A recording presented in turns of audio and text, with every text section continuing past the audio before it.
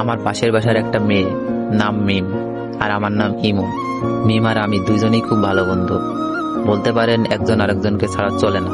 হঠাৎ করে একদিন আমি মিমকে মজা করতে করতে বললাম, মিম, আই লাভ ইউ। ও বলে, শোন ইমন, আমি তোকে ভালোবাসতে পারবো না, তুই শুধু আমার বন্ধু। এই কথা বলেই চলে গেল, আটকাতে পারলাম না।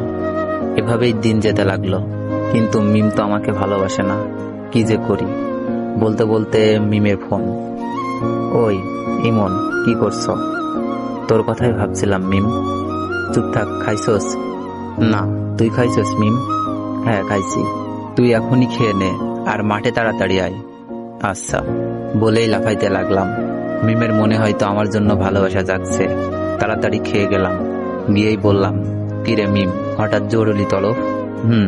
সামনে আমাদের এক্সাম রে, খুব টেনশনে আছি। কোনো চিন্তা করিস না, ফেল করলে তোরে তো আমি বিয়া করবো, তারপর 2টা ক্রিকেট খেলার টিম বানাবো, তোর এক দল আমার এক দল। বলেই হাহা করে হাসি দিলাম। কিন্তু হাসি দেওয়ার পর যা ঘটল তা আমি কেন, আমার চোখও বিশ্বাস করতে পারলো না। এমন ভাবে আমার গালে চড় মারলো যেন গাল দিয়ে ধোয়া বের হচ্ছে। চড়টা মেরেই মিম বলা শুরু করলো, তোকে বন্ধু করে জীবনে বড় ভুল করেছি, আজ থেকে আমাদের বন্ধুত্ব এখানেই শেষ। বলেই চলে গেল। আর আমার চোখ দিয়ে বৃষ্টির মতো পানি পড়ছে, কিছুই বুঝতে পারলাম না। খুব খারাপ লাগছে, শেষমেশ বন্ধুত্বটাও শেষ। কেমন জানি স্বপ্ন স্বপ্ন লাগছে, তাও কিছুই করার নেই। অশ্রু ভরা চোখ আর বুক ভরা কষ্ট নিয়ে বাসায় আসলাম। এসেই শুয়ে পড়লাম, বালিশটাও ভিজে গেছে। পুরনো স্মৃতিগুলো মনে পড়ছে। প্রতিদিন ওকে ফোন দিয়ে ঘুম পাড়ানো, ঘুম থেকে জাগাতাম। দিনে কমপক্ষে 100 বার ফোন আর মেসেজ তো আছেই। সব স্মৃতিগুলো মনে পড়ছে। আমাদের বন্ধুত্ব শেষ হলেও আমি ঠিক আগের মতোই ফোন দিতাম, মেসেজ দিতাম। মিম খুব বিরক্ত ফিল করত, তারপরও কথা বলতে চাইতাম। হঠাৎ একদিন দেখলাম মিম পার্কে বসে এক ছেলের সাথে হেসে হেসে কথা বলছে, যেন কলিজাটা ছিঁড়ে যাচ্ছে। তাই বাসায় এসে পড়লাম, বুকটা ব্যথা করছে। তাই ভাবলাম মিমকে একটা ফোন দিই। অনেকবার কল হওয়ার পর রিসিভ করলো। মিম, বুকে ব্যথা করতেছে। মিম বলল, ব্যথা করা ভালো, এখন আমাকে ডিস্টার্ব করবি না, পরশু আমার এক্সাম। আমি বললাম, আচ্ছা, নাপা খেলে ব্যথা যাবে? হ্যাঁ যাবে, এখন আর ফোন দিস না প্লিজ, কিছুই পড়া হয়নি। আমি বললাম, কয়টা খাবো? তোর যতটা খেতে মন চাই খা, প্লিজ ইমন, আর না। আমি এবার বললাম, লাস্ট একবার, ভালোবাসিস?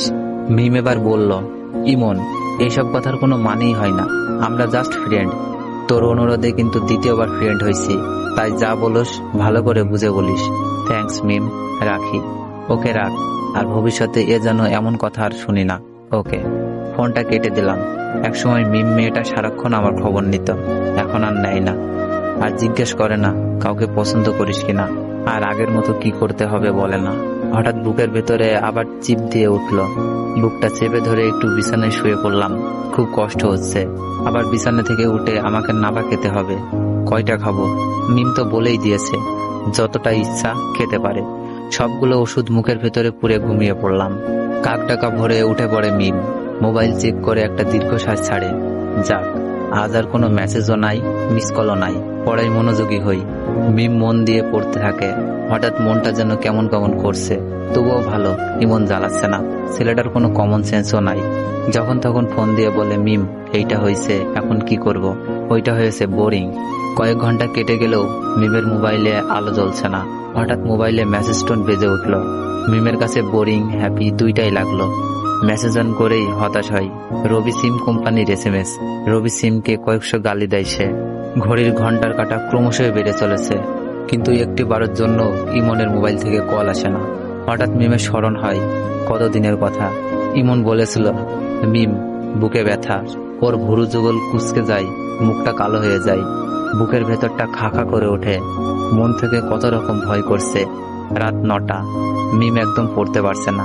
বারবার ইমনের কথা মনে পড়ছে। ইমনের মেসেজ তো তার বোরিং লাগতো, কিন্তু সে কেন এখন ইমনের মেসেজ খুঁজতেছে? কিছুই না ভেবে ইমনের নাম্বারে ফোন দেয়। তো গল্পটির সেকেন্ড পার্ট চাইলে বেশি বেশি কমেন্ট করুন, আর ভিডিওটিতে একটু বেশি বেশি কপি লিঙ্ক করে দেন।